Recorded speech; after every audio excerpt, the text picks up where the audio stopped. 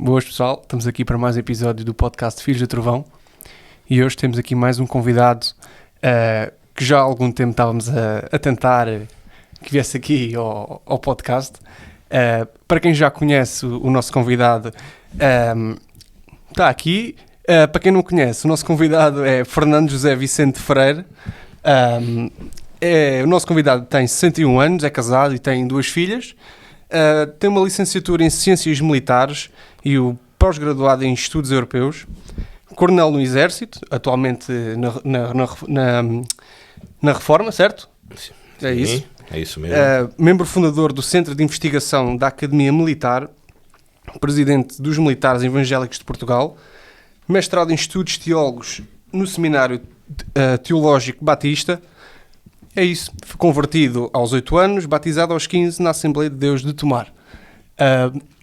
Antes de começarmos com a conversa, pessoal, sigam as nossas redes sociais. Eu sei que nós estamos sempre a pedir, mas isto é muito importante vocês partilharem, porque o nosso objetivo é alcançar novas pessoas, alcançar pessoas para Deus, e é isso que nós queremos. Nós não estamos atrás de likes, nós não estamos atrás de publicidade ou de fama, nós queremos alcançar pessoas para Deus, e se vocês partilharem, vamos todos juntos alcançar mais pessoas. E é isso. Passo a palavra ao Otávio e boa conversa.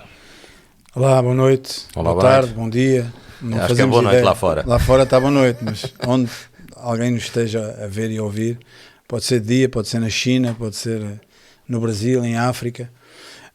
Mais uma vez, repetindo o que disse o Renato, obrigado por ter aceito o nosso convite. Fernando, é um prazer tê-lo aqui. E deixe-me só dizer-lhe mais isto, acrescentar um pouco àquilo que o Renato já disse.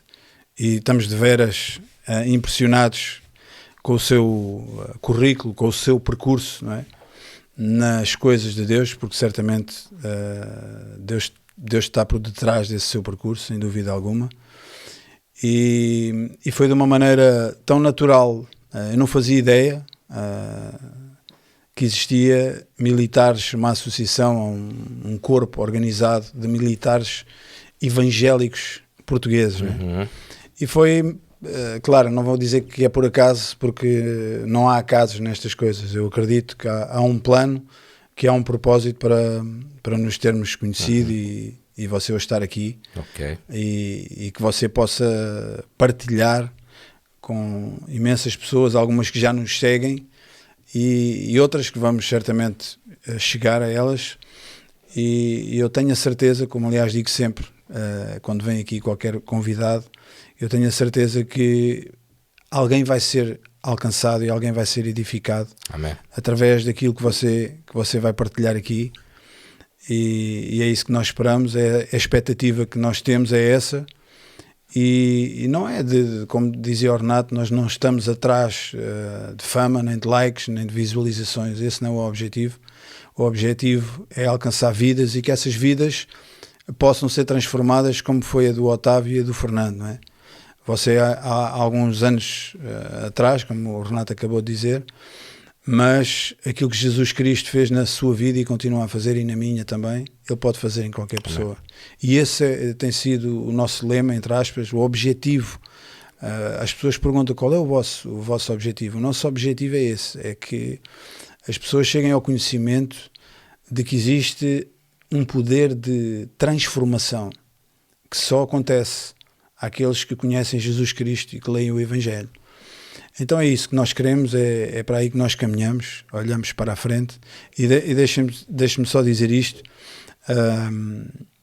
e também agradecer este pessoal que está aqui por detrás, embora eles não apareçam como nós estamos aqui a aparecer no podcast, mas eles fazem um trabalho tremendo, o Renato, o Daniel, o Tiago, a Mariana, o Pedro, e tantas outras pessoas que tanto por detrás, mas que contribuem para que este podcast possa chegar onde nós acreditamos que ele vai chegar um dia.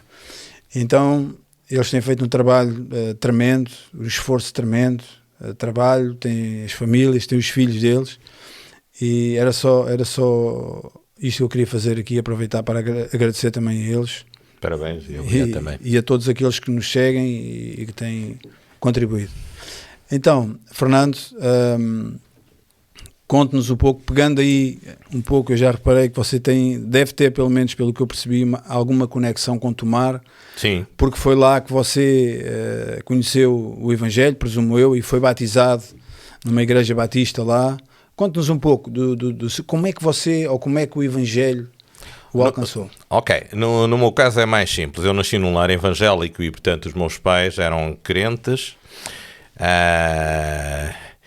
E íamos com frequência à igreja, estávamos envolvidos na igreja, até que há um momento em que as coisas da salvação, as coisas sobre Deus nos tocam. No meu caso, eu fui a um acampamento de Água de Madeiros, o acampamento batista de Água de Madeiros, e ali, talvez no meio do entusiasmo, talvez isso também tenha ajudado, mas fui confrontado com a necessidade da salvação e que Deus era importante. Ele já fazia parte de alguma forma da vida, porque na escola dominical se falava sobre ele, em casa também se falava, mas ali talvez de uma forma mais pessoal. E de maneira que foi a marca que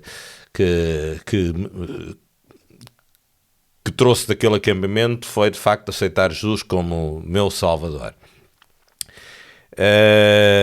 Passado alguns anos, e às vezes isto acontece infelizmente nas igrejas, houve algumas tensões naquela igreja, na igreja batista onde estávamos na altura, e pronto, foi uma oportunidade de encontrar também outra comunidade cristã na Assembleia de Deus, onde estive integrado com os jovens, e aos 15 anos senti que era um momento também de dar esse passo importante, que era ser batizado, porque era de alguma forma a expressão da convicção do que Deus representava e que queria de facto reconhecer que Ele foi o meu Salvador e que queria prosseguir com uma nova vida, um novo caminho que fizesse alguma diferença. E portanto, aos 15 anos estava eu na Assembleia de Deus, foi lá que fui batizado. Isto tudo aconteceu em Tomar, foi onde foi passada a minha... Eu nasci em Tomar. Houve ali uns momentos que os meus pais vieram aqui para Feijó. A minha irmã nasceu aqui no Feijó. Margem Sul. Sim, na Margem Sul, exatamente. Depois voltaram a Tomar e aí foi constituída a família. Portanto, ao desenvolvimento da família, o crescimento. Eu acabei por vir a casar também em Tomar. E por ali permaneci até há 12 anos atrás. A minha esposa é professora e tinha alguns interesses em Lisboa. Eu estava ainda colocado como militar aqui em Lisboa e então fizemos uma volta na nossa vida, porque estava também uma miúda, uma das filhas, para entrar na universidade. Foi um momento, se calhar é o momento, portanto havia uma conjugação de vontade. Eu já estava em Lisboa a trabalhar e aí vinha todos os dias para Tomar, 2 horas para cada lado, portanto 4 horas de viagem todos os dias. É dose. Uma dose. É dose, pronto. Mas a gente habitua-se e o corpo já vai fazendo aquilo quase como que sozinho. Então foi uma altura de virmos até Lisboa.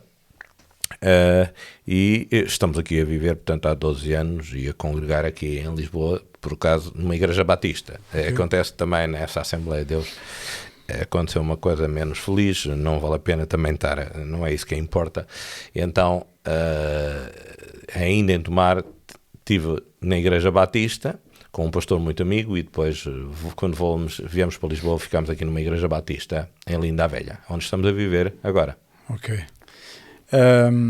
Deixa-me, você tocou aí num assunto que acho que até nunca foi aqui falado, ou se foi assim, ou de leve, que é a questão do batismo. Sim. Não é? Que é uma questão que para nós, evangélicos, cristãos, o que se quiser chamar, não é? Crentes em Jesus Cristo, nós vemos isso, e isto é importante estarmos a falar sobre isso, e daí eu chamar essa questão aqui, porque é uma questão que nós vemos como um mandamento, não é? Foi esse o mandamento, foi essa a comissão que o Senhor Jesus deu aos seus discípulos, e de batizar e de pregar o Evangelho, ou seja, tudo isso é para se fazer. E a minha pergunta, ou a minha questão para si é: como é que você vê nos dias que correm, não é? Pelo menos no tempo que eu fui batizado, e se calhar no tempo em que você foi também batizado, eu pelo menos vejo o batismo, como você também tocou aí, eu vejo o batismo como uma demonstração da nossa fé diante do mundo. Ou seja, Uma afirmação. é uma afirmação pública. Exatamente. Não é? É. Eu estou a dizer isto Afirmação pública para as pessoas e também para nós e próprios. também para nós. Eu pelo menos vejo assim, porque o pastor que me batizou há alguns anos atrás, ele dizia exatamente isso, que ele queria que o batismo fosse feito na frente dos incrédulos, no meio, ou seja, para que as pessoas, para que o mundo visse a demonstração da nossa fé, porque não nos envergonhamos do Evangelho de Jesus Cristo, e o batismo é exatamente uma demonstração disso mesmo, não é? E eu vi há uns tempos um filme baseado numa história real, e foi maravilhoso aquilo que aconteceu nos Estados Unidos nessa altura. Os batismos feitos na praia eram massas de pessoas, e as pessoas começavam-se a juntar. Eu estou a tocar neste assunto porque eu acho que é um assunto que devemos trazer aqui. As pessoas começavam-se a juntar, as pessoas já iam lá para ver o que é que estava ali a acontecer, porque eram tantas pessoas, vinham de tantas igrejas e tantos lugares, para todos ali convergirem no batismo. Aquilo já era uma celebração, era uma igreja ao ar livre, não é? Sim. E o que nós vemos, a realidade em Portugal é um pouco diferente, mas o que nós vemos às vezes não é isso. Não sei se me estou a conseguir explicar. Às vezes acontece que parece que as coisas são feitas assim um pouco... Rituais. Isso, assim um pouco escondidas, ou um pouco sem querer fazer essa afirmação. Isto não é uma crítica, eu não estou a fazer uma crítica a ninguém, porque cada igreja tem a sua forma de se organizar. Mas como é que você vê no panorama atual o batismo? Vamos lá ver, já vou talvez falar no panorama atual, mas o batismo é relevante porque é de facto a afirmação de que nós queremos morrer para uma velha vida e queremos assumir que de facto ali naquela imersão estamos a assumir que queremos seguir uma vida em frente de arrependimento e de confissão. Pronto, é uma promessa que de alguma forma estamos a fazer a nós próprios, partindo do princípio que o Espírito Santo nos está a ajudar, mas também é uma afirmação pública dizer que aceitamos Deus e que não nos envergonhamos daquilo que fizemos e que as pessoas devem refletir o que é que significa Deus para as suas vidas e que ali ao morrermos houve necessidade de voltar, morrermos entre aspas, não morremos, mas aquele simbolismo de morrer, houve necessidade de que estávamos mortos para alguma coisa, então o que é que nos deu vida? Jesus Cristo. E Jesus Cristo tem que ser parte da nossa vida. Às vezes, sem querer, transformamos nas nossas igrejas, nas nossas comunidades evangélicas, os projetos, os programas, quando as coisas na parte espiritual até são simples. E o batismo é uma das coisas que é extremamente simples, mas que marca a vida da pessoa, assim como a sequência dele, que normalmente o batismo não é o que dá acesso a ser membro da igreja, mas usa-se este meio para, assumindo que dá uma certa maturidade à pessoa, entrar na igreja como membro. A ceia que é distribuída aos membros significa que eles assumem a cada momento, naquele momento da ceia, que Jesus morreu por nós na cruz e, portanto, estamos novamente a reassumir a necessidade de redenção, a necessidade de...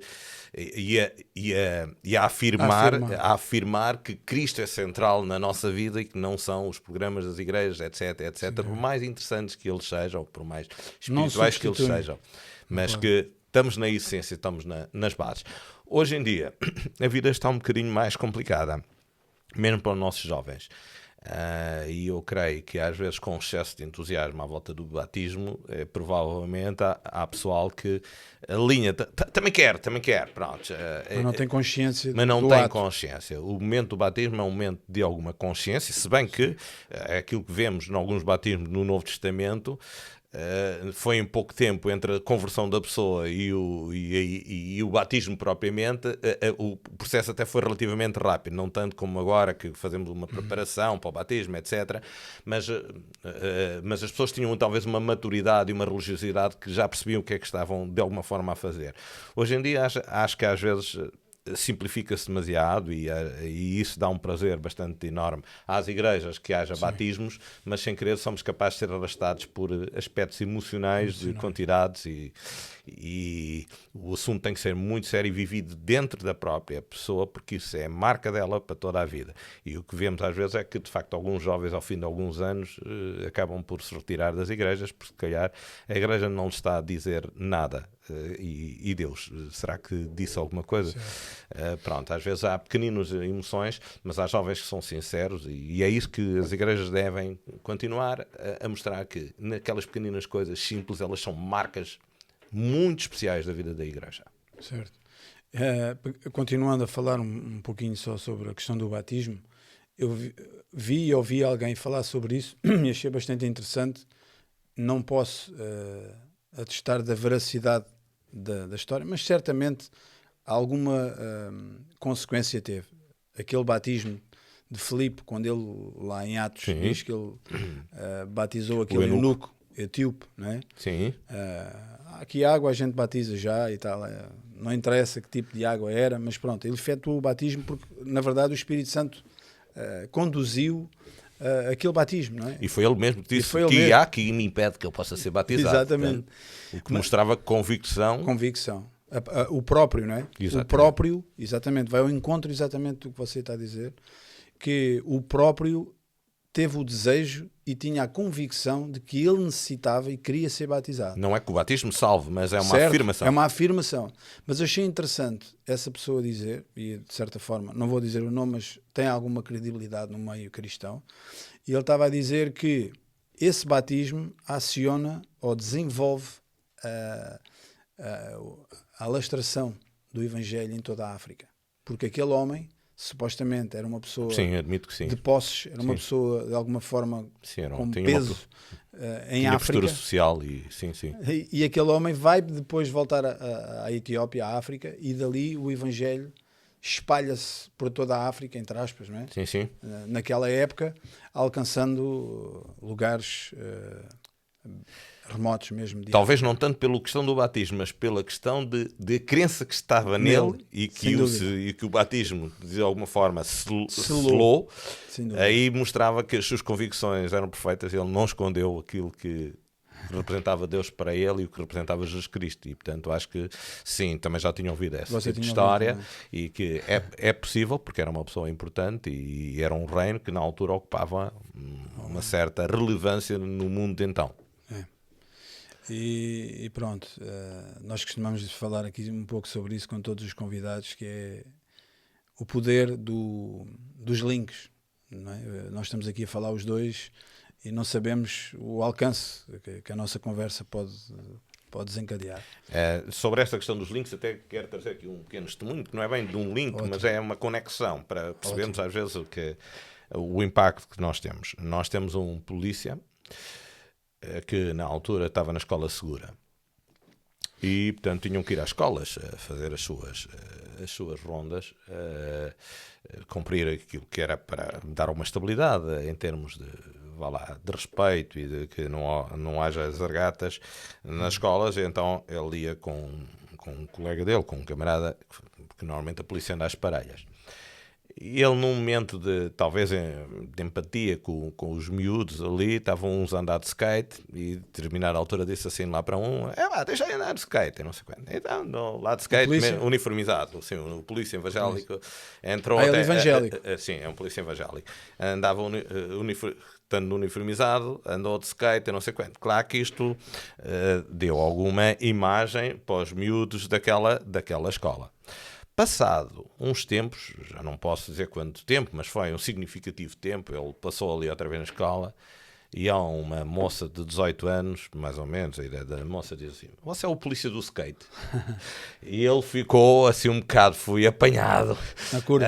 Sim, mas a questão interessante esse foi o ponto de conexão para para aquela miúda contar a história da vida dela ao polícia. Sabe, só polícia, eu ontem agarrei numa caixa de comprimidos para me matar. Por causa, depois contou a história da família dela e ali foi a conexão para que o polícia também testemunhasse aquele, dentro do que é possível, porque um homem fardado tem que ter algum cuidado para não fazer proselitismo no serviço, mas as oportunidades também devem ser usadas, tendo em conta que era um sinal de esperança que estava a dar àquela miúda. E ele teve uma palavra muito séria com aquela miúda e tentou depois acompanhar com outras pessoas aquele caso, mas isto para dizer que às vezes nós fazemos links, fazemos conexões, não julgamos que estamos a ser vistos, mas há gente que nos está a ver e que mais tarde vão nos dizer: você é o fulano tal que... Esperemos que seja pela positiva. Não, isso é maravilhoso ouvir esse testemunho. Há tantos outros, não é? Mas sim. Nós estamos focados exatamente na vossa vertente, porque a vossa vertente, ou seja, os militares evangélicos portugueses, é algo que, como eu disse no início, eu nem fazia ideia que existia. E eu faço-lhe então uma breve pergunta: como é que é ser militar evangélico, ser polícia, ser, no seu caso você é um coronel, é uma pessoa que tem, pronto, tem ligações e tem, ou tinha mais obrigações e chefias e pessoas subordinadas e tudo isso. Como é que é uma pergunta assim um bocado geral, mas como é que se sente um polícia, nesse caso aí é um exemplo de, digamos, sucesso, mas como é que se sente um polícia no contexto atual, por exemplo? Ok, vou-lhe responder também com uma coisa interessante. Até foi com esse polícia que eu estava a falar que aconteceu, e depois já vou passar a uma parte mais assim esclarecedora. Este polícia que estou a falar, ele teve problemas na sua vida e tentou suicidar-se. Não era crente à altura, tentou suicidar-se. Entretanto, veio ao conhecimento do Evangelho e foi isso que lhe salvou a vida e deu um novo rumo à vida. E isso marcou-o muito, porque encontra pessoas sem esperança e sem solução, e portanto ele até é um evangelista de uma forma muito natural. Mas o que é que eu quero pegar aqui? Este polícia, quando se converteu, teve uma dúvida, e talvez é interessante esta parte aqui para trazer aqui à nossa conversa. E que dúvida é que foi? Eu agora sou salvo, eu agora sou cristão, tenho que começar a perdoar multas? Isto porque às vezes criamos um ambiente na nossa cultura evangélica de salvação, de que somos redimidos e que temos um novo estilo de vida, se agora temos que ser uns longânimos em vários episódios. Portanto, o que eu estou a querer dizer é que é compatível a minha vida de cristão com a minha vida profissional. Exatamente. Pronto, talvez para alguns isso possa parecer confuso, porque o militar, teoricamente e na prática, pega em armas. Portanto, certo. Okay? As armas não servem só para matar, servem também para ir fazer o exercício de autoridade e o exercício de dissuasão. Dissuasão, exatamente. É assim, nós às vezes temos confusão em lidar com estes conceitos, porque essas coisas são muito perigosas e não sei quantos, e teoricamente há violência envolvida e se deve ser com os outros. Então, mas o Filho de Deus só tem que receber bênçãos do que o trabalho dos outros polícias, dos outros militares fazem. Exatamente. E não tem que chegar à frente, não tem responsabilidades também. Então, e quando há a necessidade de uma cosmovisão cristã, de uma influência cristã na forma de pensar, na forma de agir, certo, não tem que lá estar um cristão? Eu dou o exemplo. Como é que surgiram estas questões dos militares evangélicos? Estas questões dos militares evangélicos surgiram quando o Reino Unido a Inglaterra estava na Índia, e houve um capitão que comandava uma companhia que entendeu: mas porquê é que eu não hei de dar estudos bíblicos aos meus soldados que queiram? E começou a dar. E aquilo propagou-se até com outros que ouviram a história, propagou-se por outros do próprio país e não só. E eis que surge a Primeira Guerra Mundial. Portanto, isto é antes da Primeira Guerra Mundial. E eis que surge a Primeira Guerra Mundial e perceberam: então, mas a Europa, que todos dizem cristãos e andam aqui batatada, em guerra, em conflito, estas nações todas, e cristãos do lado lá, cristãos do lado cá, matarem-se uns aos outros, isto é alguma coisa? Então houve um barão da Áustria, que juntou-se com mais 4 pessoas de 4 países, sobretudo um de cada país, e que entenderam, mas será que a gente não pode ter uma influência positiva? E ainda por cima, Barão tinha uma certa ascendência junto das altas entidades do Estado, junto de quem governava o país, e portanto a ideia foi, nós conseguimos influenciar também, em teoria, as nossas lideranças, as lideranças políticas. Certo. Porque se tiver lá um general cristão, e agora nem sequer específico evangélico, que seja cristão de mão cheia, repare que nem estou a dizer que seja evangélico, mas pessoas com valores, que acreditem, independentemente de questões doutrinárias, não é isso que estamos agora aqui a puxar, mas que acreditem no poder de Deus, calhar, quando forem a sua oportunidade de aconselhar, porque há momentos em que têm de aconselhar, são capazes de dar uma visão, uma perspectiva de alguma forma cristianizada. Não sei se me estou a fazer entender no que estou a dizer. Claro que sim. Temos que ser influência nesses lugares e, portanto, um cristão tem ali imensas oportunidades de crescer e Deus às vezes coloca-nos nestes lugares e não sabemos bem porquê. É interessante, não estou a dizer que Daniel, o profeta Daniel, era um militar, mas estou a dizer que Daniel, aqui não conhecemos nada do que é que ele fez no povo de Israel, mas conhecemos o que é que ele fez no reino dos ímpios. E Na Babilónia. Exatamente. E deixa-nos a pensar. Então, na minha terra, onde eu podia ser teoricamente mais útil, fui atacada. E é no reino dos ímpios, daqueles que o povo de Deus, exatamente, é esses que eu estou a abençoar. Deus às vezes coloca-nos em lugares que a gente não imagina e nós podemos ser uma bênção, seja em que profissão for, desde que não seja uma profissão ambígua, desde que não seja uma profissão desonesta. Reparemos, João Batista, exatamente, João Batista foi interpelado a determinado momento que faça à força da sua pregação, daquela forma veemente com que ele falava, era gente a ir procurá-lo. E agora o que é que nós fazemos? Era os publicanos. E nós? O que é que fazemos? Os cobradores de impostos. E nós? E até os soldados romanos foram ter com João Batista. E nós? E João Batista não disse, deixem de ser soldados. João Batista não disse, sejam honestos na vossa profissão e não tirem nada às pessoas. Exatamente. Não disse para eles abandonarem. Exatamente, não disse para eles abandonarem. Portanto, é possível ser cristão e é possível ser uma bênção e é bom que a gente perceba que o diabo nunca está contente e ele faz estragos no mundo. Há maldade no mundo. Certo.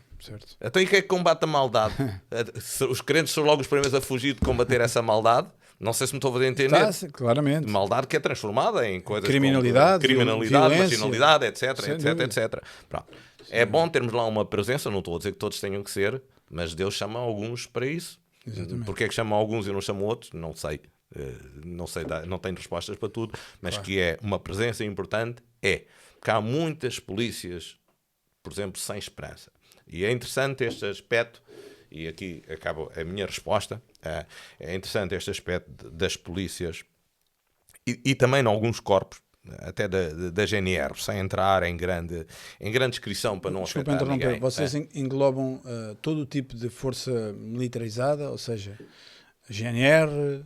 Então eu já respondo a isso, mas deixe-me só completar aqui este raciocínio, mas já respondo a isso. Aqui a questão por exemplo, os polícias têm um elevado poder de autoridade na rua. Alguma coisa que não vem incorreto da forma da pessoa, eles exercem logo a sua autoridade e o poder do uniforme, o poder da caneta a passar multas é muito grande. Portanto, eles exercem alguma autoridade. Certo. E isso às vezes eles quase que não serão todos, mas alguns se endeusam a eles próprios. Não endeusam no sentido de serem deuses, mas são...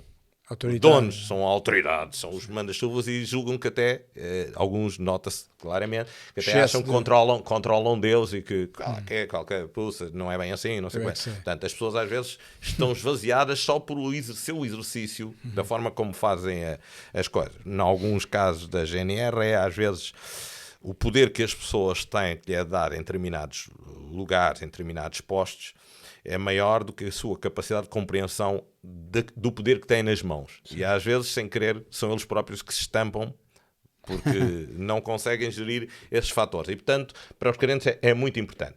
As nossas áreas de trabalho na verdade, o nosso Ministério engloba mais os polícias e os GNRs, portanto são dois corpos de polícia diferentes, os militares da Força Aérea, da Marinha e do Exército, embora em algumas organizações congêneres à nossa envolvam também bombeiros, e envolvam outros tipos de forças de segurança. No nosso caso, embora não tenhamos muitos, não temos membro nenhum desse contexto, mas temos já apoiado, os guardas prisionais também deviam estar connosco. E não estão?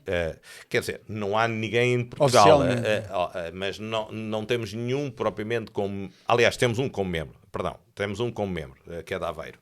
Está na reforma e por isso é que eu não estava a localizar na minha memória. Mas os guardas prisionais também deviam ter, porque o contexto é um contexto do exercício de poder, é um contexto de exercício de autoridade e todos deviam estar mais ou menos trabalhados da mesma forma. E também trabalhar com algum perigo e com como é que é dizer, com calamidades, com tristezas profundas. É assim, os bombeiros lidam com contextos muito complicados, de acidentes e não sei quantos, mas a gente não percebe, mas o polícia também está. Também vive. Se há Contexto suicídios, se familiar, há contextos familiares, se há acidentes, o polícia tem que lá estar. Eles estão em todas também. E, portanto, o contexto de aplicação daquilo que a gente procura oferecer também faz parte para emergências, embora não é essa área que temos muito explorado, né? Faz parte para os guardas prisionais, que são pessoas que podem ajudar a fazer mudanças.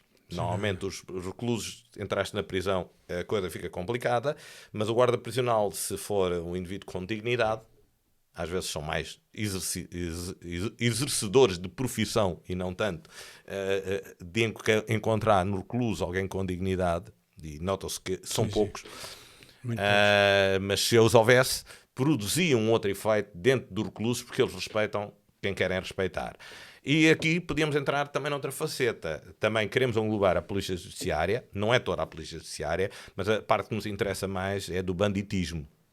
Isto é, o banditismo, não é que queremos ser bandidos, mas a questão aqui é os polícias judiciários que estão na parte do banditismo é aquele que, quando há um assalto ou que há preso ou há alguém a fugir porque fez um assalto ou uma coisa qualquer, ele tem que ir atrás deles, maioritariamente há disparos, e sem querer pode morrer alguém. Não é totalmente a intenção, mas é uma possibilidade. Uma possibilidade. Exatamente, uma bala perdida para os dois lados. Mesmo que mate o suposto criminoso ou assaltante ou aquilo que for, fica problemas de consciência na cabeça da pessoa, porque é difícil. São marcas, não é? São marcas que ficam. Marcas que ficam. As pessoas pensam que é só cumprir a profissão, essa parte mas aí, marca. E, portanto, a nossa parte, a nosso organismo, é um organismo que se chama fraternidade. A gente somos conhecidos como Military Christian Fellowship, o que significa fraternidade militar cristã.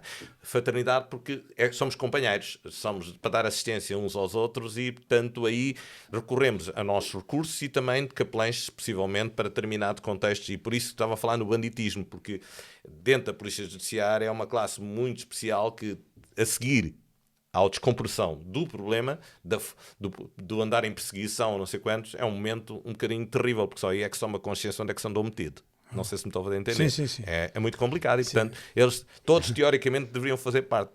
Mas eles recorrem a vocês? Ou como é quando que... é assim, quando há alguns problemas, também recorrem a nós. Mas depende em países. Por exemplo, os bombeiros no Brasil, de um modo geral, aqueles que são os bombeiros da cidade, os chapadores, estão incorporados na via da polícia militar. E, portanto, aí nesses países, tipicamente da América Latina, já faz parte das estruturas automaticamente. Aqui foi uma tradição, começou-se assim com militares e com polícias.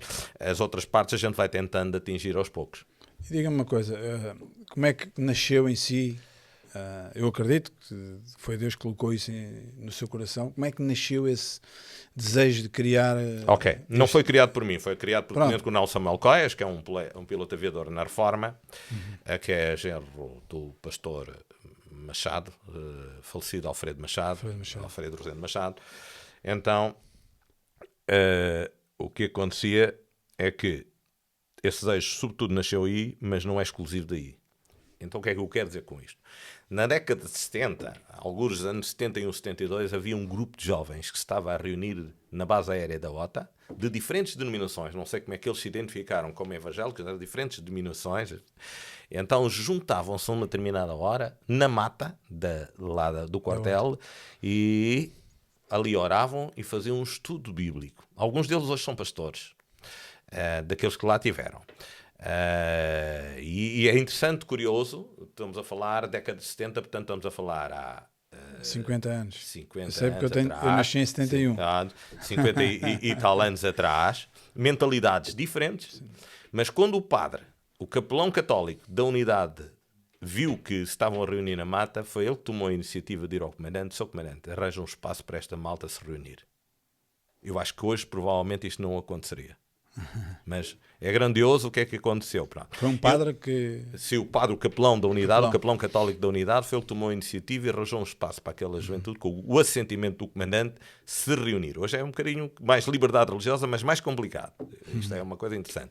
Então, começaram a reunir ali, mas o Samuel Coias, o tenente-coronel Samuel Coias, quis ser piloto aviador e foi tirar a formação na OTA e viu este grupo a reunir-se e pensou: isto era interessante a ver, porque é que não há de haver um ministério? E falando com os familiares, até que a cunhada dele, a Sara Catarino, que é a sogra do Eddie Fernandes, que já cá esteve. Pastor Motar. O pastor Motar, exatamente. Um abraço, Eddie. Ele ia partilhando e, a uma determinada altura, a sua cunhada estava no Brasil e, por frutas circunstâncias, não vou contar os detalhes todos, mas cruzou-se com alguém que era o presidente dos militares evangélicos no Brasil. Diz que estava a orar há muito tempo para acontecer uma coisa destas em Portugal. Então, mas o meu cunhado anda há tanto tempo para uma coisa dessas. Então, isto aconteceu alguns em julho. Eu não estou a contar os detalhes todos assim, com toda a descrição. Isto aconteceu em julho. Ele tomou a iniciativa de rapidamente vir a Portugal. No dia 18 de setembro de 1994, no restaurante Franguinho, uma série de crentes mobilizados por tenente-coronel Samuel Coias ouviram o que é que se passava no Brasil com aquele irmão, o que é que era a comunidade similar àquela altura. Falou, testemunhou e disseram: nós queremos uma coisa destas. Depois até daí foi o passo da legalização. Só em 2001 é que foi preparados os estatutos para... Pronto, demora um bocadinho, porque é preciso regimentar as pessoas, etc, etc. Mas pronto, foi assim que foi constituído o Ministério, que tem uma lógica, sobretudo, de fraternidade, como eu disse, e uma lógica de um evangelismo e discipulado simples. Porque há países onde os próprios crentes se reúnem. Por exemplo, na Holanda tem 19 lugares, ou tinha algum tempo atrás 19 lugares em diferentes quartéis, que os crentes se conheciam, reuniam uma determinada hora e faziam o estudo bíblico dentro do quartel, à semelhança do que acontecia aqui na OTA, e portanto isto é vulgar em alguns países. No nosso, nem tanto. Mas foi assim, mais ou menos. O resto da evolução do Ministério é um bocadinho fruto das circunstâncias, dos momentos que estamos a viver, daquilo que temos necessidade. Pronto, eu dou aqui dois momentos talvez especiais sobre esta necessidade. A minha entrada, dou três, espero não alongar aqui muito. Não, esteja à vontade. Um deles entrar nas prisões. Eu não estava à espera de entrar em prisões, só aquelas vezes que fosse necessário, isso de preferência, não sendo eu.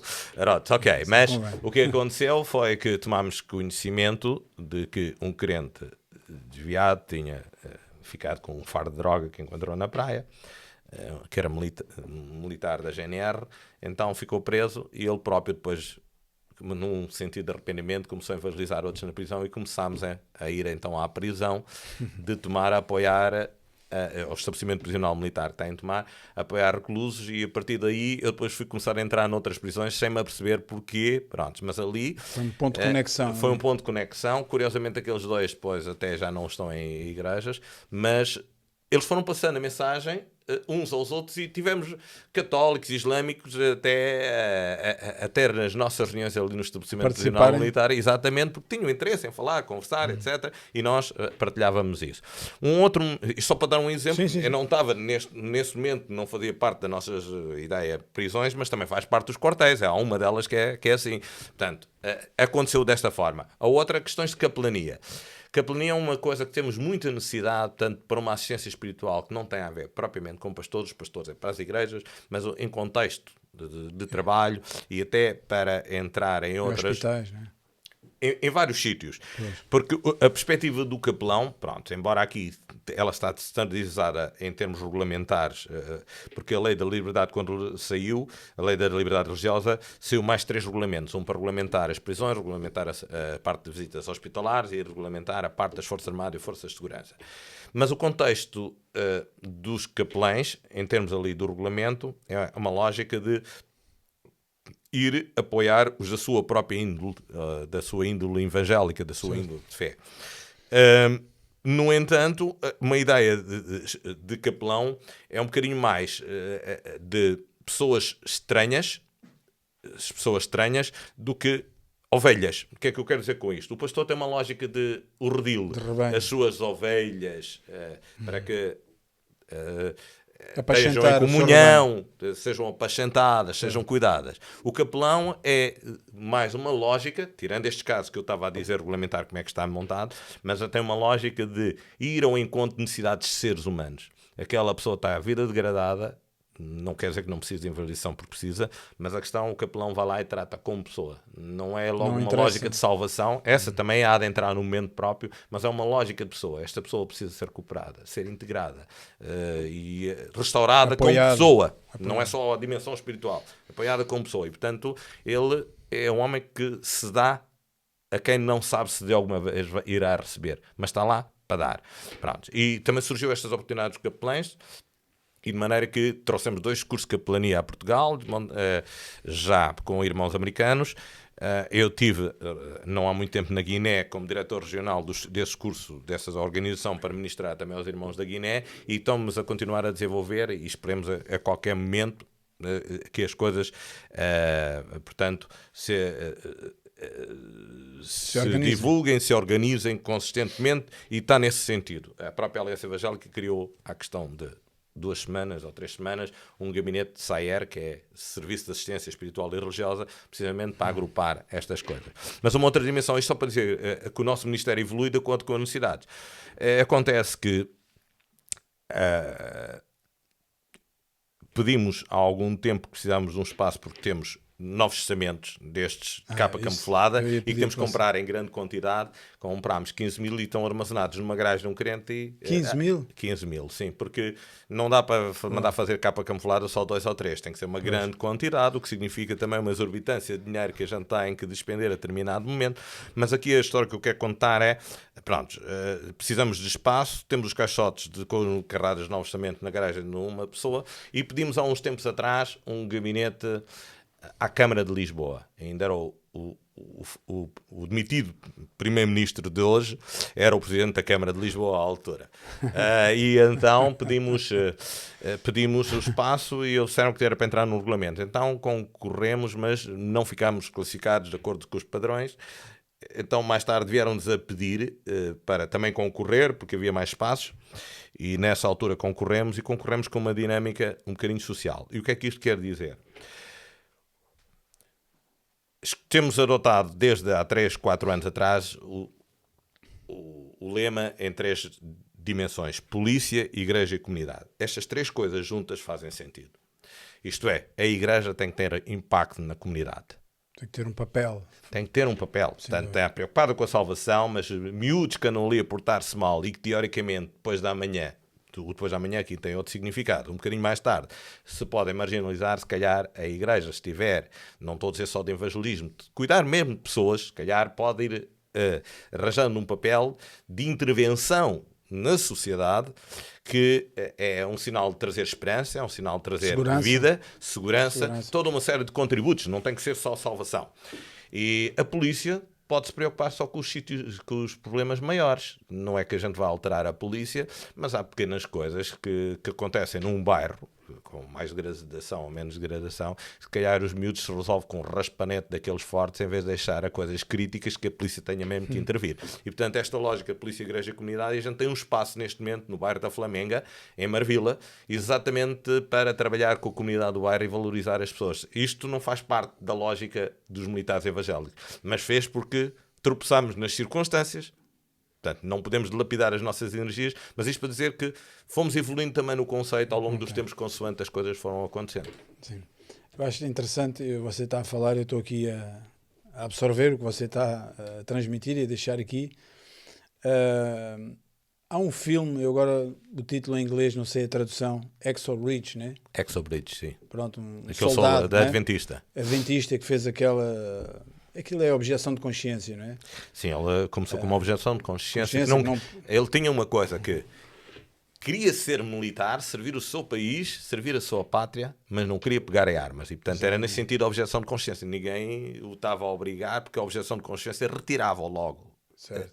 Mas ele quis servir, mas não com arma. Certo. E, portanto, depois deu aquele impacto. Deu e uma história... E todos esperavam para que ele orasse antes de irem para o combate. Exatamente. Mas eu estava também a pensar uma outra coisa. Isto num contexto um pouco diferente, porque você tocou aí num assunto há pouco que é pertinente, que você diz, e tal, eu sou cristão, eu sou filho de Deus, eu sou guiado pelo Espírito Santo, mas no que toca a armas, eu não posso pegar. Eu estou-me a vestir um bocado do papel do polícia ou do militar. Até foi mesmo o Eddie que esteve aqui, falou sobre a questão do tempo da epidemia, não é? Quer dizer, é tal questão. Então se não houver polícias, nós sabemos que os polícias existem. Sabemos que os varredores de lixo existem, as pessoas que recolhem lixo à noite. Sabemos que todas essas pessoas trabalham em favor de uma comunidade, não é? Então, nós queremos segurança, daí eu estar aqui a valorizar o papel. Porque é que não há de estar os nossos? Porque é que não há de estar os nossos? E deveriam estar os nossos, não é? Porque essas pessoas, elas defendem a comunidade. Mas então deixa-me acrescentar uma coisa, também mais um detalhe que surge na sequência da nossa evolução. Teologia profissional. Isto é um palavrão, parece assim um bocado assustador. Então o que é que eu quero dizer com isto? Não faz sentido um polícia estar a trabalhar com polícia sendo evangélico e só estar lá para ter o vencimento ao fim do mês. Por um lado faz sentido porque precisa de sobreviver. Mas quando está a não estar coerente, achar que não está coerente com a sua fé, é um dilema, porque a gente somos seres celestiais que tem esta passagem pela Terra, mas o nosso futuro é parte celestial. A nossa casa não é esta.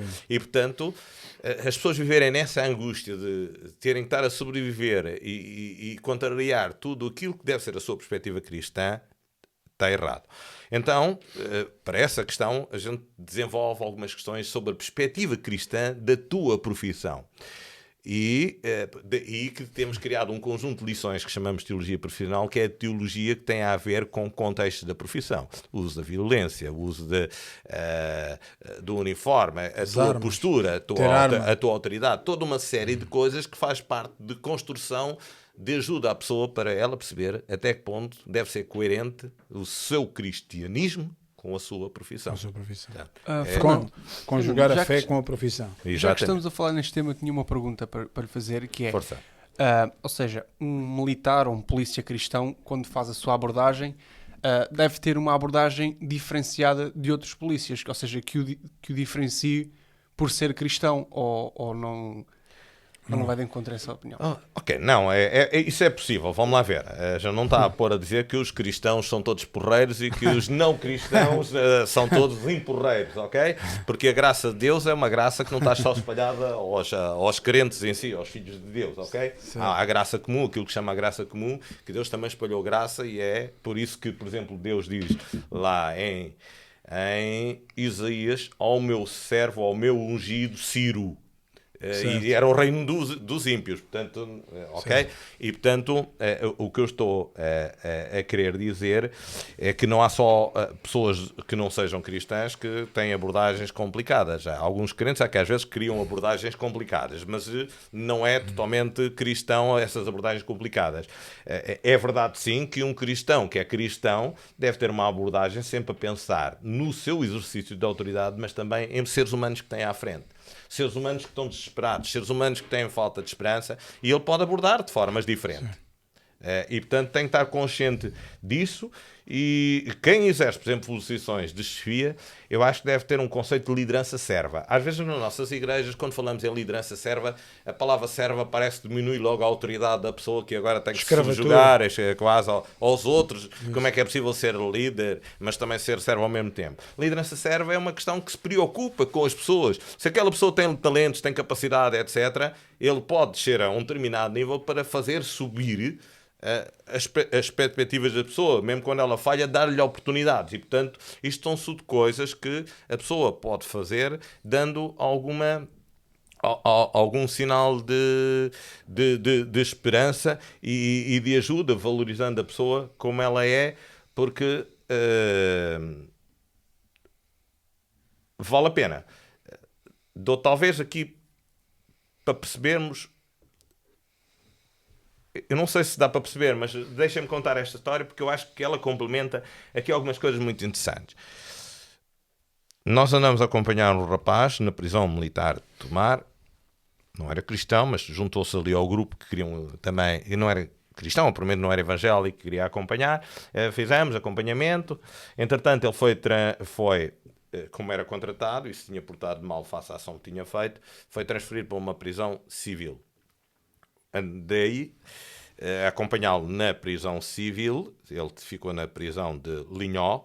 Eu e o ex-fundador dos militares evangélicos durante 2 anos andámos a acompanhá-lo. Ele não era militar, mas fizemos questão que já o estávamos a acompanhar em Tomar, portanto também a acompanhar ali. E depois de mais algumas peripécias, ele acabou por ficar com pulseira a sair, ficou com pulseira eletrónica em casa, depois teve liberdade condicional e finalmente teve a hipótese de ir procurar trabalho. E ele de facto foi procurar trabalho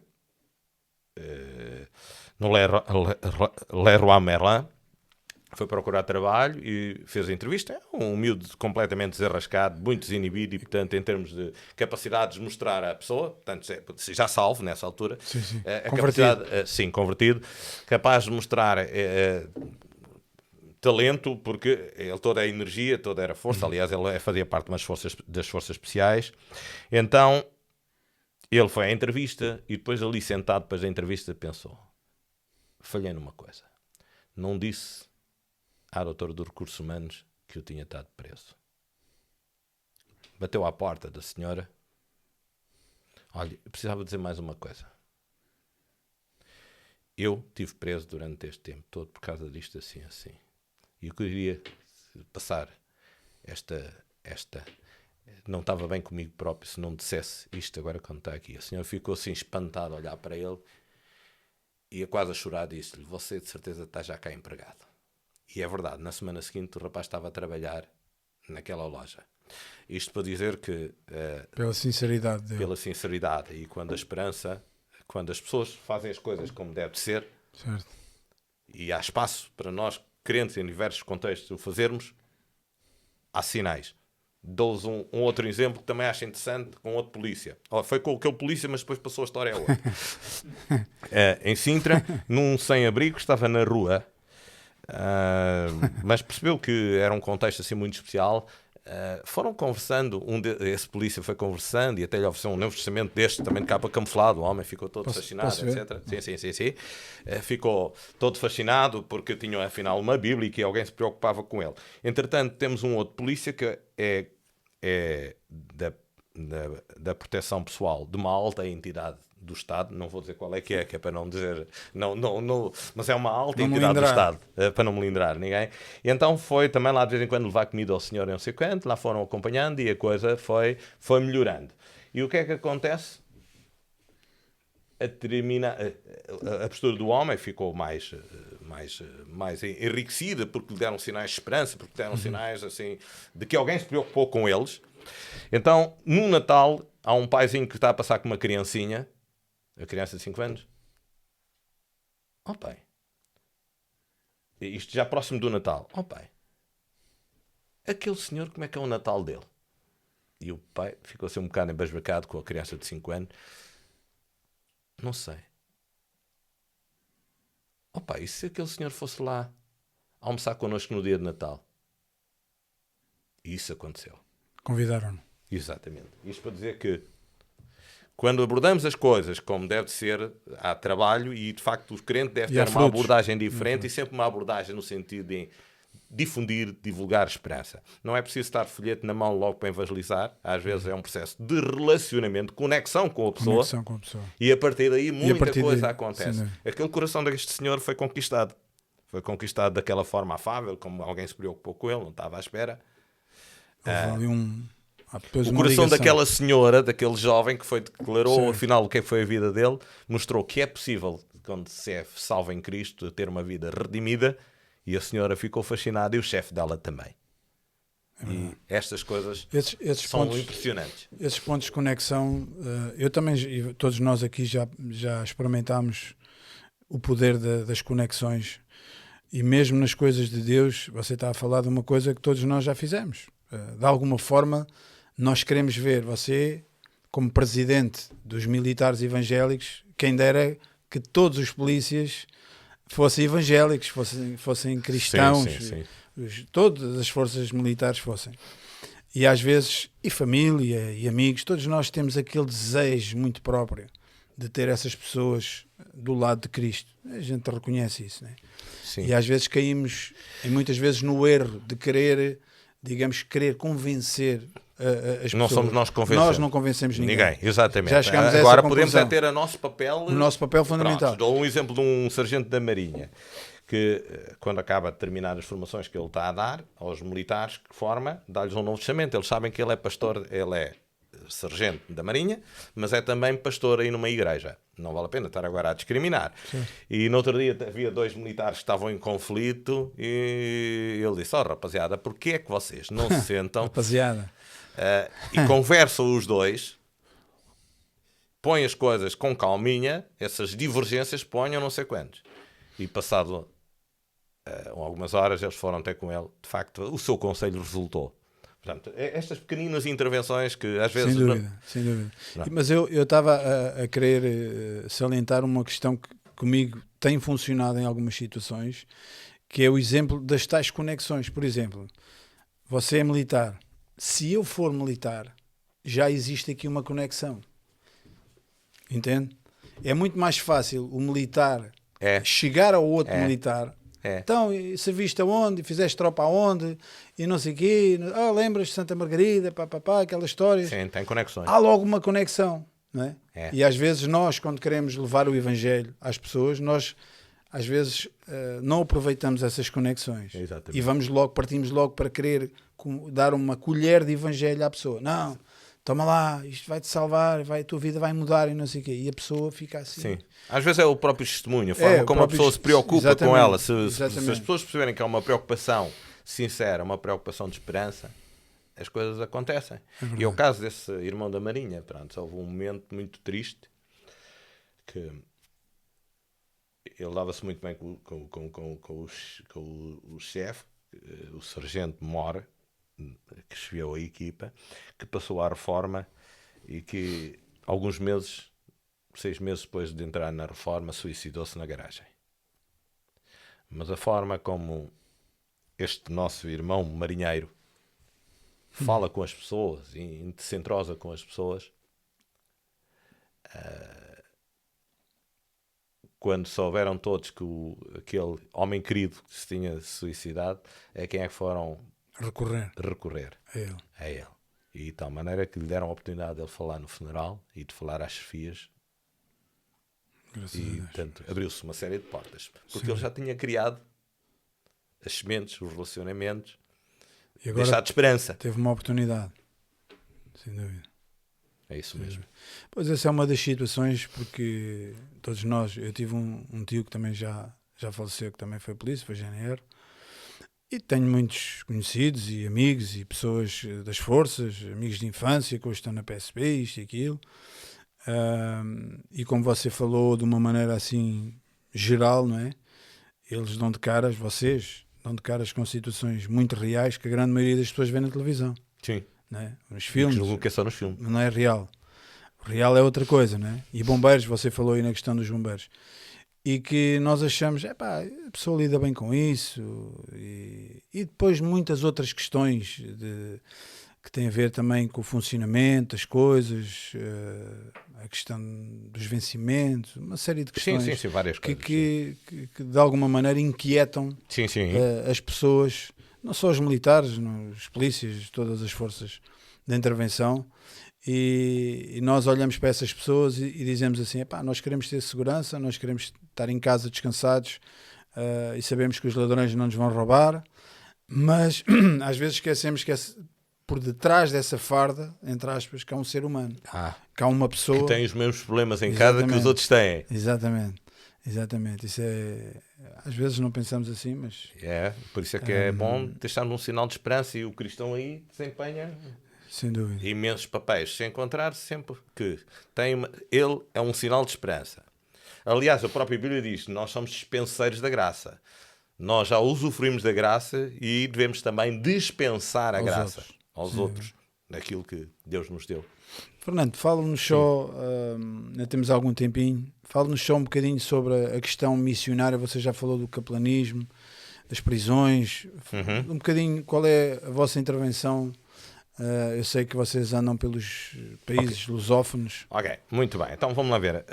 Da parte missionária, é assim. Da parte missionária, nos quartéis, nós, talvez a mais pragmática em termos de missionária, seja a distribuição de novos testamentos de capa camuflada, e também já tivemos a oportunidade de trabalhar com os gedeões. Ok. Consoante o contexto, mas já distribuímos em vários quartéis novos testamentos, ok? E isso é uma das formas de divulgar a palavra de Deus, e depois estimula a curiosidade ou não. Portanto, esta é uma das partes do evangelismo. Nós temos algumas reuniões também em alguns quartéis, mas essas reuniões normalmente acontecem, estou a falar no contexto português, normalmente acontecem quando nós sabemos que há lá crentes e os crentes autorizam que a gente os assista. Ok. Ou seja, até pode estar lá um crente que é crente há 300 anos, percebe o que eu estou a querer dizer, há muitos anos, e dizer que não quer assistência, que está muito bem, que a igreja lhe chega. Okay. Mas, havendo a oportunidade de haver reuniões em alguns quartéis, quando há crentes que aderem a isso, a gente faz essas reuniões. Aconteceu quando atendíamos alguns reclusos, por exemplo, na prisão militar de Tomar, eles é que convidavam outros para assistir. No Estado-Maior da Força Aérea, estamos a dar 15 em 15 dias às terças-feiras, temos reuniões, é meia hora, à hora do almoço, para não perturbar o serviço, para não perturbar nada, e portanto as pessoas almoçam mais cedo ou mais tarde, mas ajustam-se, e temos ali uma reunião para quem quiser entrar. Normalmente é os nossos, mas já têm vindo outros a acompanhar.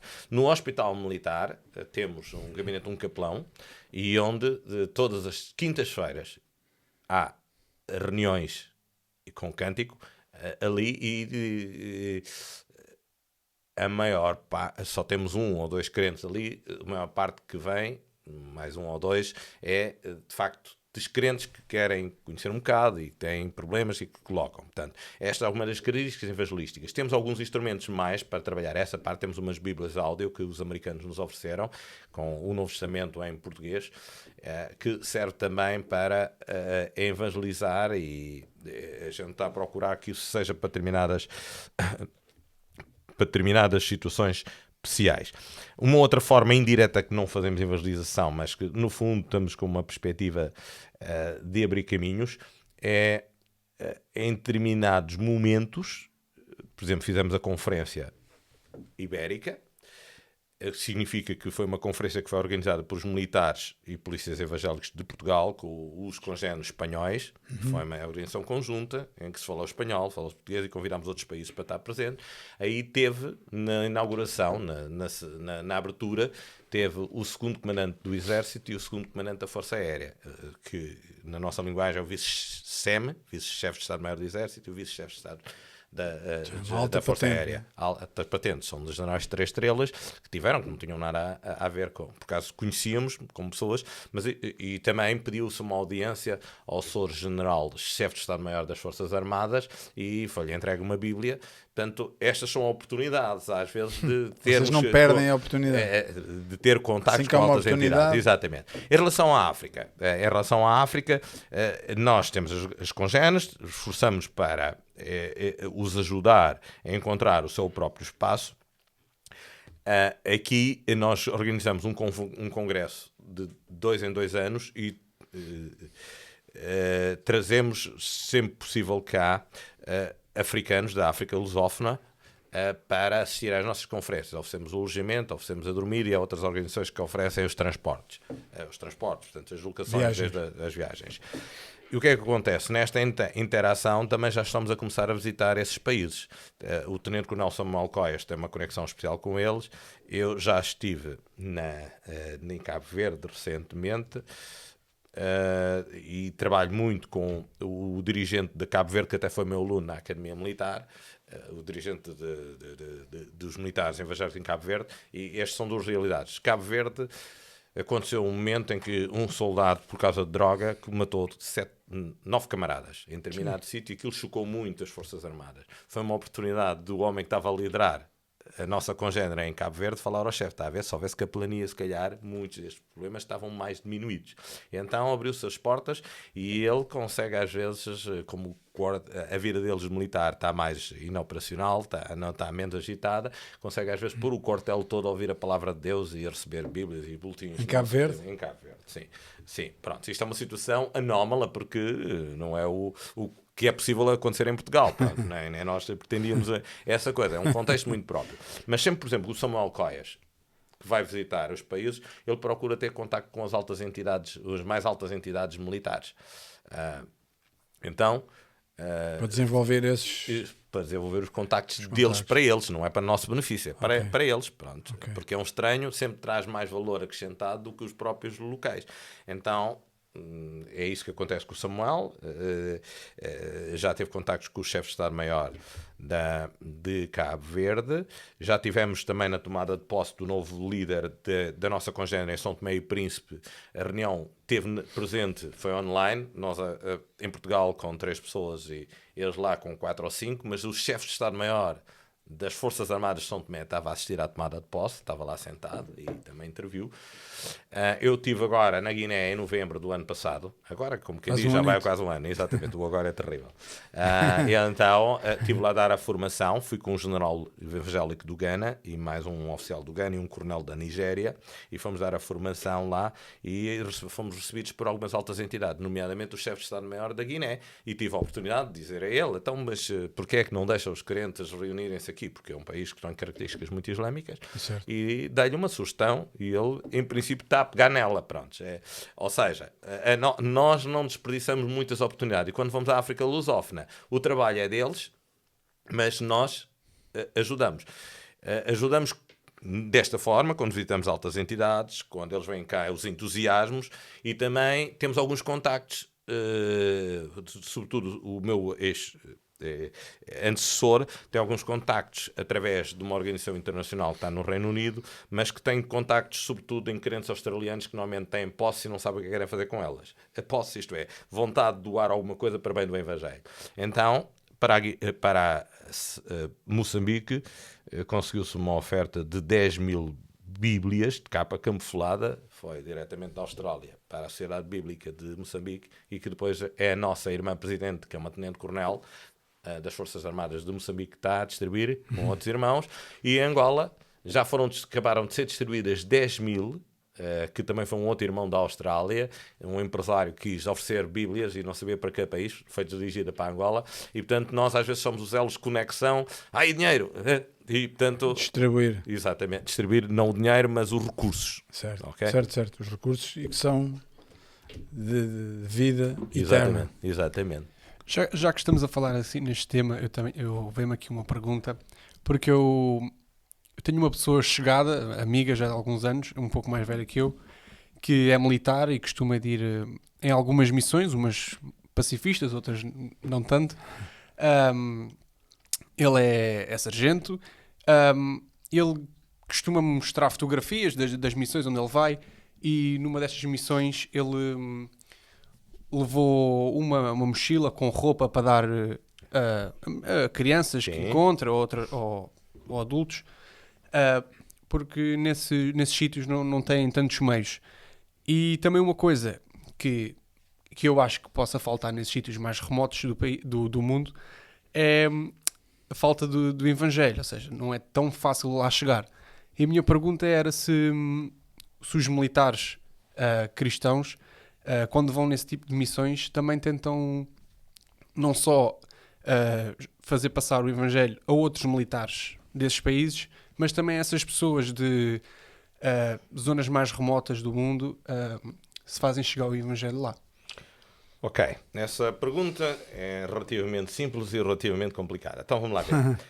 Por exemplo, eu tive 6 meses na África, em Moçambique, numa comissão lá de apoio à Academia Militar. Visitei igrejas. Pronto, não houve propriamente da minha parte uma preocupação, porque o contexto estava muito limitado. Teve também o Sargento Mor Raposo durante 3 anos numa missão em Maputo e visitou igrejas, foi nesse contexto. Mas isso pode nos levar a contactos com outras pessoas que não conheceram o Evangelho e que talvez por nós seja uma oportunidade. Mas não é o nosso foco, porque o nosso foco está mais na missão. E aqui, o nosso foco mais na missão significa que às vezes os nossos precisam de apoio. Por exemplo, nós tivemos um médico militar que esteve no Afeganistão, que é evangélico. Nós reunimos com ele todas as semanas online, em oração, durante 20 minutos, meia hora. Portanto, tínhamos 2 ou 3 crentes de cá e ele lá sozinho, retirava-se do serviço. E ele, no caso dele do Afeganistão, estava na zona do hospitalar. O hospital lá é helicópteros a aterrar e a levantar e sempre quase sempre com situações menos... complicadas. Exatamente, com situações complicadas. Portanto, ali estávamos mais preocupados com a sobrevivência espiritual dele e, portanto, era isso que estamos a fazer, companheirismo, orando por ele, perceber quais são as dificuldades e o que é que podemos fazer. Um outro sargento que esteve no Mali,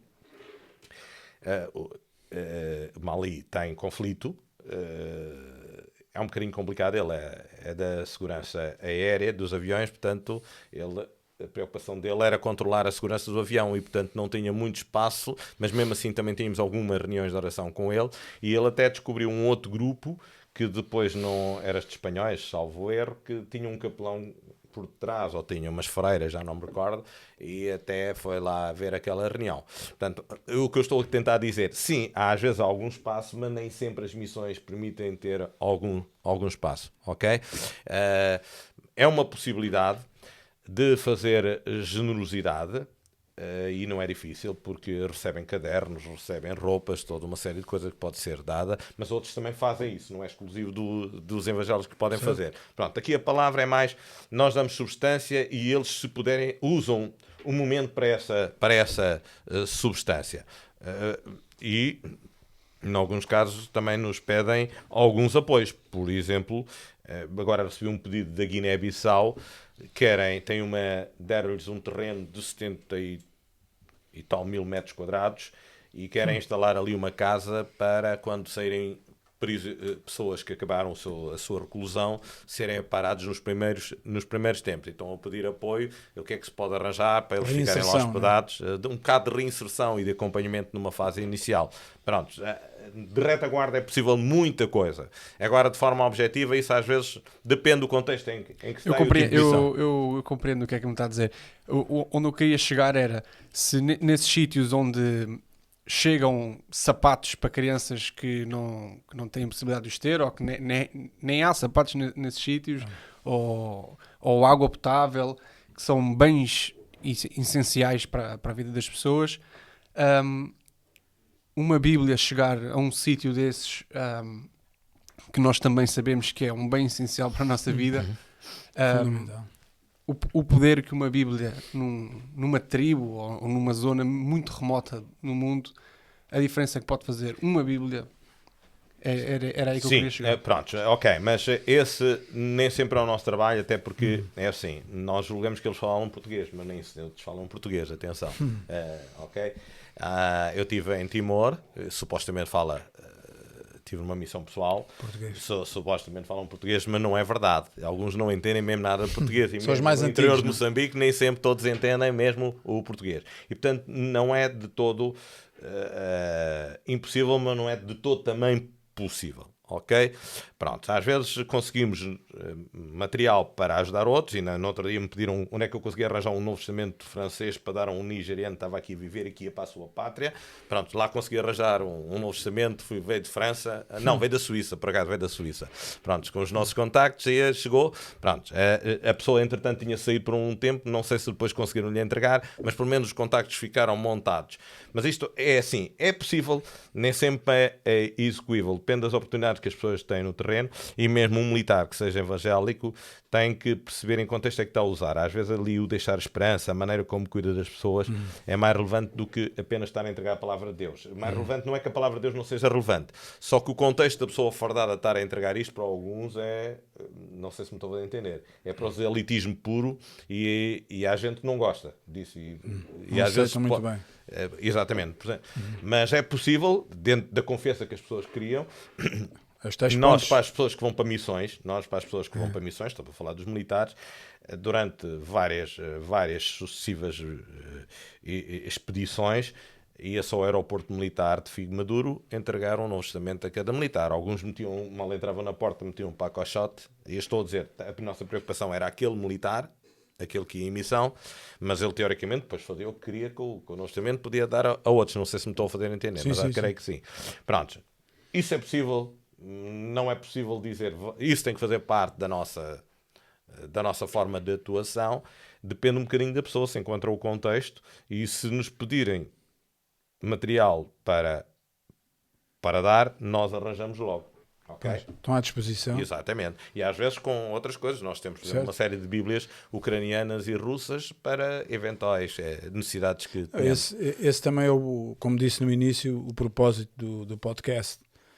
Quem sabe se algum militar, algum polícia em qualquer parte do mundo nos está a ver e a ouvir neste momento e encontra nos militares evangélicos portugueses um ponto de, digamos assim, de convergência, sim. De auxílio, um braço, não é? Que o possa... Sim. Imagina alguém que, como o fundador dos militares evangélicos, que viu alguém numa mata reunidos, e agora vamos criar aqui qualquer coisa diferente. Talvez alguém que esteja a ver e ouvir, que esteja a necessitar do vosso apoio e de alguma forma vocês estão à disposição. É assim, Deus toca às vezes nas pessoas. Dou um exemplo de um outro testemunho. Exatamente foi o que passou-se também com o Presidente. A determinado momento entregou um Novo Testamento a um sargento que era conhecido como alcoólico dentro desse ramo das Forças Armadas, a ponto de, a determinada altura, ele consumir perfume porque precisava de álcool. Não tinha dinheiro para... Bem, não sei se não tinha dinheiro, mas pelo menos precisava de álcool, era que o que estava ali à mão era perfume, e foi isso que entrou. Mas num determinado momento eu lembro-me que fui com esse tenente-coronel Coias, esse presidente fundador, a fazer uma reunião ali ao quartel. E ele vai lá no meio, lá das escadas, e diz assim: ainda lá tenho o Novo Testamento que recebi há não sei quantos anos. Pronto. Estas coisas às vezes são oportunidades que Deus nos dá e que nos concede, mas nem sempre é tão linear. Eu achei interessante, não engraçado, mas interessante, algo que você disse logo no início, que me fez pensar. Você disse-me que este Novo Testamento, que eu acredito que um dia a gente também vai receber aqui uma réplica para juntar aqui à nossa coleção. Okay. Mas você disse que isto tinha sido impresso na China. Sim. Não é? E nós sabemos que a China faz muitas coisas e cria muitas coisas, mas a China é um dos países que mais tem perseguido a Bíblia. Sim. Na história. Mas é engraçado, é só uma curiosidade. De que é de lá que vem, quantas você disse que mandaram imprimir? 100 e tal? Foi 15 mil. 15 mil. Nós, e depois a Sociedade Bíblica, também foi mais uns milhares, porque nós foi a capa camuflada, eles aproveitaram a oportunidade. Achei interessante. Mas é só um... Quando Deus quer, é onde Exatamente. onde Ele quer. Quando Deus quer, é onde Ele quer. Exatamente. Nós somos apenas instrumentos e às Nas mãos vezes pronto, de pode ser Deus. com mais receio, temos que ter alguns cuidados, às vezes é preciso Certo, ter alguns certo. cuidados, outras vezes é preciso ser corajoso. Certo. Pronto. Eu acho que já disse isto aqui uma vez, eu nunca mais vou esquecer um documentário que eu vi ele é ator e jornalista da BBC inglês, uma pessoa com muito crédito, digamos assim, no Reino Unido, e ele fez uma reportagem e foi viajar à Coreia do Norte, fez um desvio, não sei se foi à China, comboio, e quando ele para na estação, ele tinha 3 guias constantemente atrás dele, fosse só na casa de banho é que não ia atrás dele, fosse ao barbeiro, fosse à rua, eles iam atrás dele, sempre, constantemente. Mas quando ele para no comboio e eles o recebem, achei curioso, foi daquelas coisas que eu retive logo nessa reportagem. Ele nem falou disso, mas eles perguntaram-lhe, trazes Bíblia? Eles não perguntaram se ele trazia droga, se ele trazia armas, uma faca, uma pistola. Eles perguntaram, trazes Bíblia? Nós sabemos porquê. Nós fomos transformados pelo poder do Evangelho. Nós sabemos porquê. Porque é isso que você está a dizer e que ele está a dizer, e todos já sabemos. Que uma Bíblia como esta é capaz de transformar uma nação. Este pequeno livrinho que aqui está nas nossas mãos tem o poder de transformar É isso mesmo. pessoas e nações, e é imparável. Ou seja, a Coreia do Norte considera isto mais perigoso Eu admito que sim. do que uma metralhadora. E eles sabem isso. É interessante, eu não estou aqui para pregar, mas é interessante perceber que eles sabem o poder que está na Bíblia e muitas vezes os cristãos não reconhecem esse poder. Não estou a fazer uma crítica, mas é verdade. Nós mesmos, às vezes, temos em mãos algo tão precioso e que o diabo teme e que a Coreia do Norte, inclusivamente, teme, e às vezes não é valorizado como devia ser. É verdade. Mas também usarmos às vezes isto, que era um bocadinho de discernimento, Sem dúvida, momento sem dúvida. adequado, não Sem é? dúvida. Claro que sim. Sendo que a palavra de Deus não se perde e não volta de alguma forma vazia. Não volta. Pronto, mas também é bom sermos inteligentes, às vezes Sabermos aproveitarmos o momento. o ambiente. Fernando, a conversa está ótima. O nosso tempo é que já se está a esgotar um pouco. Mas antes de finalizar, desde o início que eu estou a olhar aí para essa cruz, você tem uma cruz aí na sua farda. Sim. E acho interessante você estar fardado com uma farda que o distingue, não é? Uhum. Mas essa cruz aí, de alguma forma, presumo eu, porque não falámos sequer sobre isso, qual é o significado? Vamos lá ver, isto é associado a dizer que recebi a medalha de mérito militar e, portanto, significa que são reconhecidas algumas qualidades. No caso de Portugal, vamos lá ver, há medalhas que vão buscar alguns simbolismos da nossa nação. E aqui, A cristandade, a cristandade, sim. A cristandade marca um bocadinho a questão, a cruz de Cristo, também das cruzadas, das caravelas, dos inícios das campanhas. Okay. Isto tem mais simbolismo militar. Não tem diretamente a ver com a distinção da sua fé e no ministério. Isto tem a ver, é a carreira militar. A farda é exclusivamente a carreira militar. Certo. Pronto, eu não sei se eles têm mais alguma questão a colocar. Não, daqui já fizemos as perguntas todas que tínhamos para fazer. Só deixar aqui este ponto que sobre isso estavam a falar, mesmo até ou seja, a ética militar, não é? Os pontos éticos militares também convergem muito com vários pontos cristãos, não é? Certo. Com a ética cristã. Sim. Ou seja, por exemplo, os militares não podem disparar a alguém que esteja desarmado, ou seja, tem princípios, tem uma ética. Misericordioso. Sim. Ou seja, essas coisas todas têm base cristã. Sim. E também ser... Aliás, é tudo de base cristã, porque o grande respeito do militar é para a dignidade da vida e, portanto...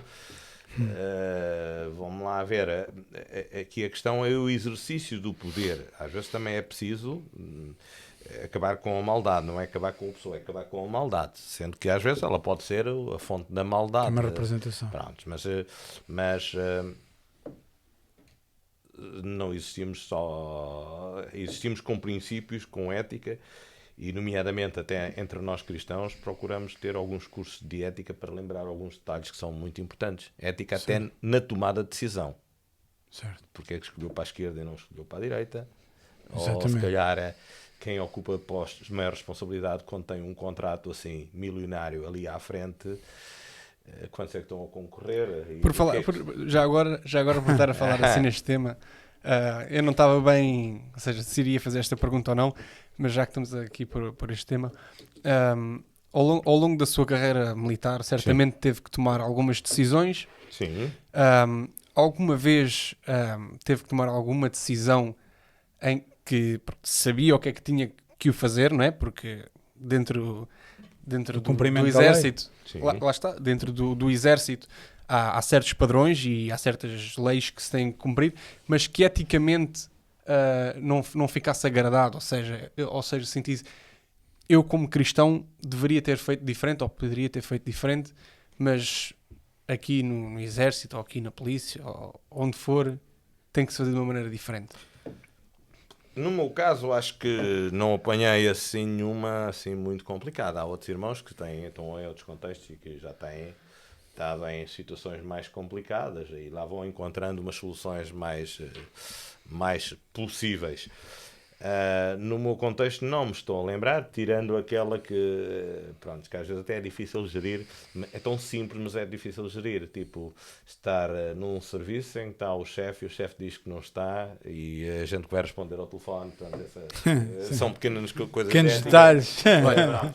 Ainda bem que me disse de vez em quando essas falham porque ficamos ali um bocado atrapalhados, pronto, já... Diz que eu não estou. Ainda bem. E às vezes a gente ou arranja ali uma outra forma de desculpar, e às vezes, não sei se com a desculpa que está a tentar envolver, às vezes fica-se melhor no cenário ou não. Pronto. Sim, há questões éticas. Ainda bem que me deu esse exemplo, porque é uma história que eu guardo, que é a avó da minha esposa trabalhou no exército, trabalhava no armazém onde guardavam balas e munições e isso tudo.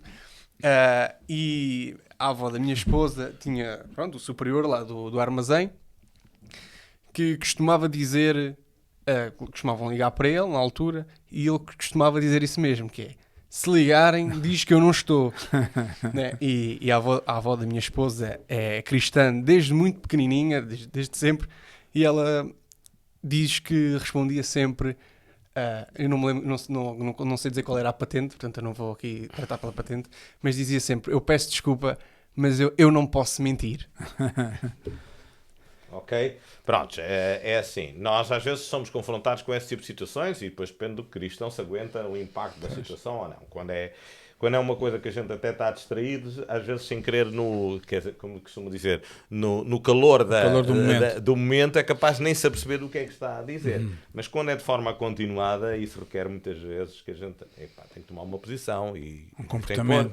Há uma irmã na minha igreja, não é militar, mas pronto, ela está numa empresa que mexe com finanças, o chefe dela diz, eu quero que você faça assim e assim, e ela diz, eu não faço. E está a ser prejudicada na empresa à custa disso, mas ela prefere ser cristã a não ser assim. Mas é assim, às vezes há momentos em que as coisas de ética, no meu caso não foi assim muito complicado.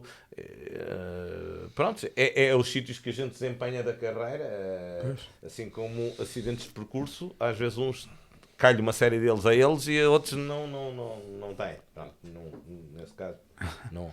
Sim, eu acho que para terminar a nossa conversa, eu acho que esse tipo de situações em qualquer área de atividade em toda a vida. Sim, mas é pertinente a pergunta dele. A autoridade determina e manda publicar, como se costuma dizer. Exatamente. E a coisa às vezes é um bocado difícil. Há aquelas que não te creem aparentemente impacto, sempre para a nossa vida cristã ficamos um bocado perturbados, mas há outras que são profundamente quando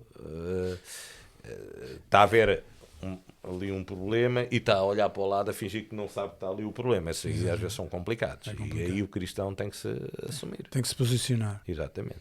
Custa o que custar. Custa o que custar e perca o que perder. Exatamente. Não há como contornar certas coisas. Sim. Acho que estamos todos de acordo com isso. Exatamente. Fernando, nosso coronel, posso assim dizer. Ok. Se quiser deixar algumas breves palavras, dirigir-se a alguém em geral ou em particular, podemos encerrar aqui o nosso podcast consigo. Ok. Prontos, Esteja à vontade. quero dizer por um lado que foi um privilégio estar aqui. Aquilo que disse foi num sentido de querer dizer que eu sou cristão no sítio onde estou e antes de eu lá chegar, como qualquer filho de Deus, já Deus chegou lá primeiro. E às vezes são locais de oportunidade, são momentos de oportunidade, e cada um de nós deve ter uma mensagem de esperança para entregar às pessoas. Mensagem de esperança que às vezes pode passar só por um abraço, por um olhar mais meio para a pessoa, para mostrar. E essa é uma responsabilidade de cada cristão no sítio onde ele está. Há aqueles que nunca tiveram contato com a esperança. Também o que quis trazer aqui foi que em Deus há esperança, que a nossa vida só faz sentido com Deus no lugar próprio das nossas vidas. Nós não fomos uns seres para andarmos a correr feitos doidos aqui à procura de um carro, de uma casa e de repente acaba-se tudo e no outro dia estamos no caixão. Mas a vida é feita de coisas mais substanciais e podemos ser felizes exatamente como Deus quer, mas para isso demos-lhe a oportunidade. Isso foi eu também tentei procurar trazer, que há esperança para as pessoas, mas também aqueles que levam a esperança, não esqueçam que têm uma esperança a levar as pessoas. Carregam uma esperança, sem dúvida. Exatamente. Ok, Fernando, não sei se me posso obrigado. complementar assim. Sim. Agradecer Sim, bastante sim. Okay, ter estado obrigado. aqui em nome da Obrigado. nossa equipa, Também podcast. E pronto, é assim. Se quiseres encerrar. É isso, pessoal. Espero que tenham gostado. Foi mais um episódio bastante esclarecedor, com bastantes histórias. Histórias engraçadas, histórias mais comoventes, com vários testemunhos. Deixar aqui o agradecimento ao Coronel. Obrigado. Muito obrigado pelo episódio.